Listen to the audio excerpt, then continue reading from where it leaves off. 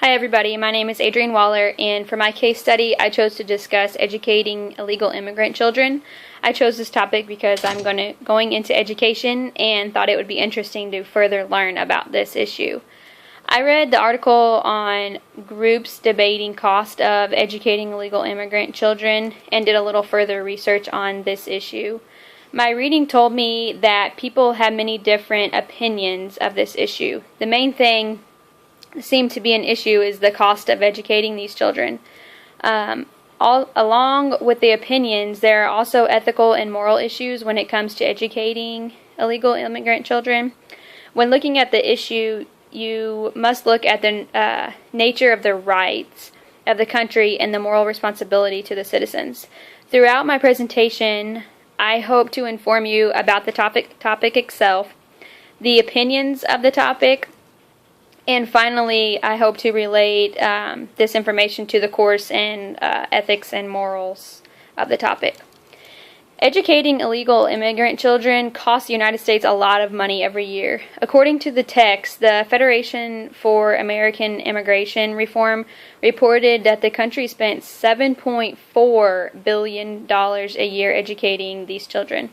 The director of this feels that this money would be better put to use on citizens and legal immigrant children.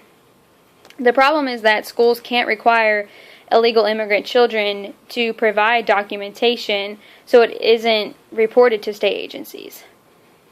This topic also raises other concerns, like how a child becomes a citizen.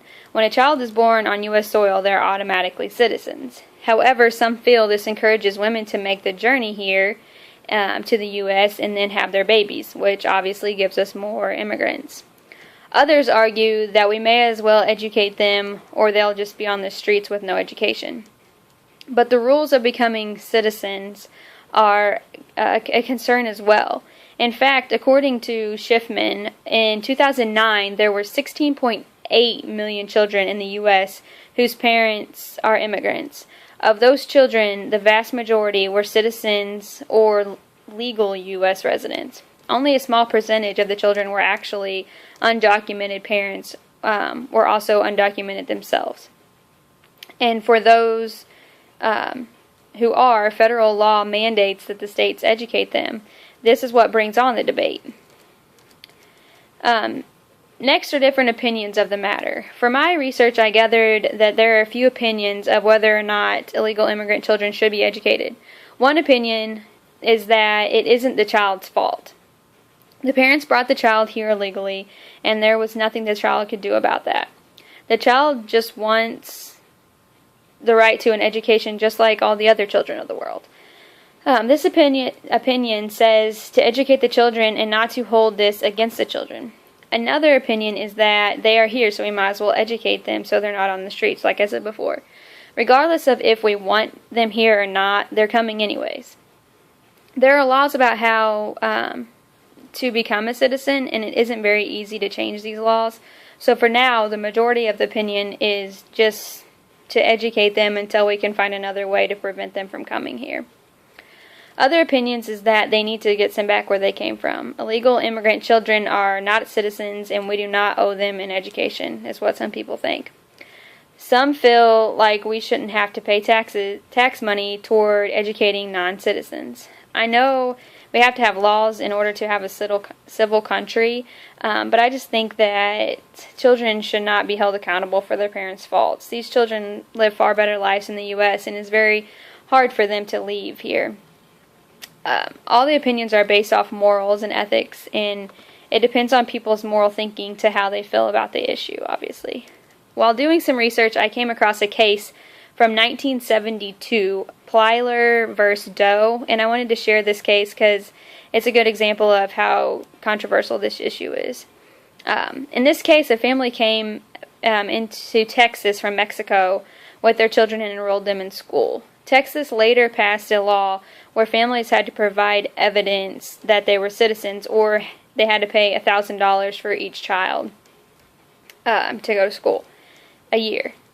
Since this family couldn't afford to pay for their children's education, they decided to go public and fight the law. They ended up winning, and the courts held the courts ruled that under Amendment 14 you can't pass a law against a single group of people, which these single group of people were illegal immigrants, and that they were protected by this law as persons. They were persons.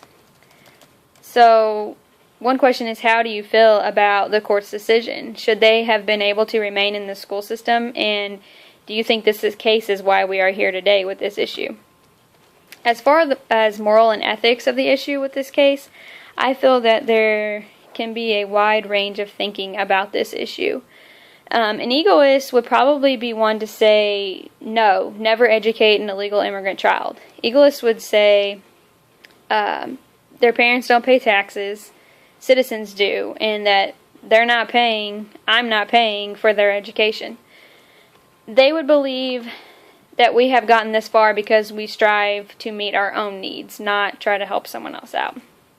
Some egoists might also say that these children are the reason why we can't celebrate holidays in schools anymore, and be offended by them being in the same school as their children. On the other hand, a utilitarian would say our children are still getting an education, and so are the other children of the world. They would probably say we pay taxes regardless, so let's educate these children so we can better our future. They're going to be here, so let's help them out. Utilitarians would probably argue that once illegal immigration or immigrant children finish school, they'll pay taxes too. So overall, should we really hold this against children that have no control over what their parents are doing? Should they have to grow up without an